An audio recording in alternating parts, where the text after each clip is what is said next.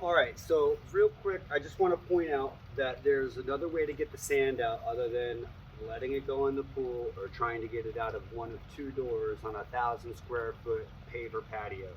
When the sand gets up against the screen enclosure, because it's Florida silica sand, it's so small that you can actually rinse it through if you've got the right angle. So we're going to demonstrate that now.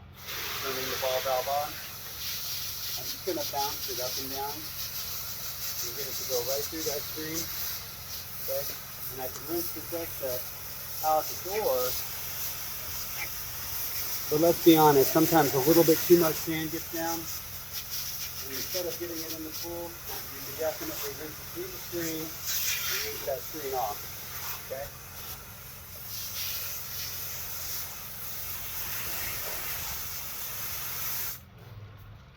So sometimes a little bit too much sand is down on the deck, and in this case, even though I tried to be light, we put a little too much down. So when you have excess sand, it's really easy to get it to go through this screen enclosure, and just make sure you rinse off the mullions and the screen itself once all the sand is out the pavers. Thanks.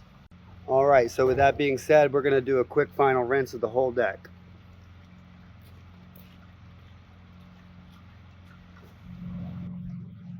Now, the final rinse is designed to actually get all of the remaining sand off of the surface, so that way you can remove the gritty texture.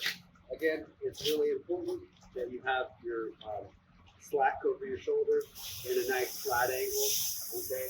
And at this point, unfortunately, some of this remaining debris might just get put into the pool because it's practically impossible to get it all out to the edges and have a nice clean surface without spending hours and hours to make that happen. So at this point, yes, light debris does get into the pool. Usually not too much. Everybody's aware we need to do some pool vacuuming. So at this point, I'm just trying to make sure that the surface of the stone don't have too much sand on it because that's actually a really smooth texture. I'm also double checking that to see that we actually got all of the properly handled. Also, over time, we rinse the wash down.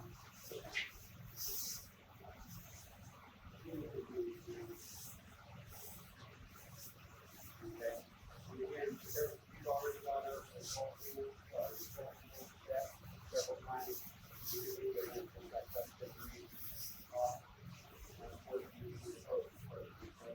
Hey guys, a couple of points about sanding and using the water broom technique to hydro compact the sand down into the joints. There's a few things I want to say about it. First of all, this is one of the most difficult parts about this job. When we are water sanding, it's just really challenging to get the right level of sand in the joints. So there is a little bit of variation no matter what we do.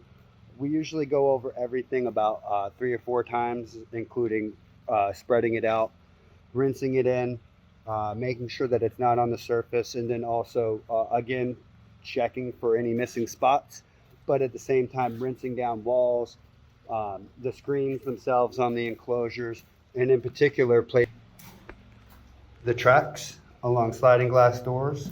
We like to make sure that they're rinsed out either with the water broom or we take a little leaf blower action here and clean this out. We don't want any sand on the doors or the windows. And so what we're gonna do is actually rinse this off before we leave. And I wanna point out where the sand is not going. So we like to put sand along the wall, this wall joint here, in between the threshold of the door. But where the sand is not gonna go is the sand's not gonna go in these drains, okay? These drains have holes in the side of them and the sand can just pour right inside of that. It's not our goal to fill that up, okay? But other than that, this looks really good.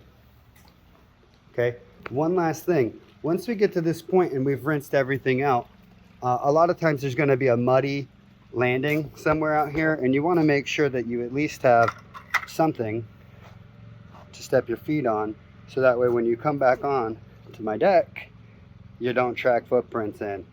All right, that's about it. Thank you, and good luck.